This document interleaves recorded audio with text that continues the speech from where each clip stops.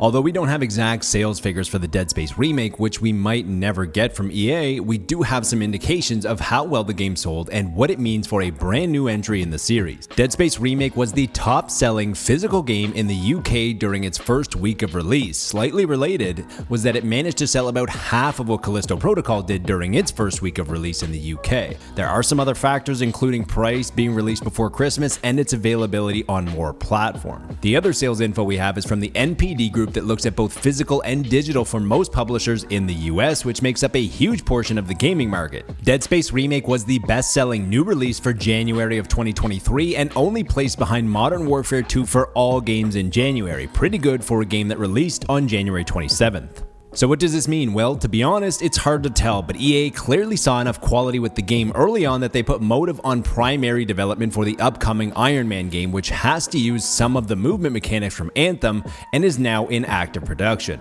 EA has also shown that they're not afraid to get back into the business of making games with a strong single-player focus like Jedi Survivor, Dragon Age 4, Iron Man, and whatever the new Mass Effect game is going to be called, just to name a few. If I had to say, EA is pleased that there is strong and renewed interest in the Dead Space IP, and this likely means that Motive is going to be working on a brand new entry in the series that will be its own story. It's unknown if Motive will be able to split into different teams to create a new Dead Space game in parallel to Iron Man, but according to LinkedIn, the studio is at least 152 people, which means that it's possible for a smaller team to start on the Dead Space game. If you're a Dead Space fan, this all seems like pretty good news and strong indications that we might see the series return to its glory.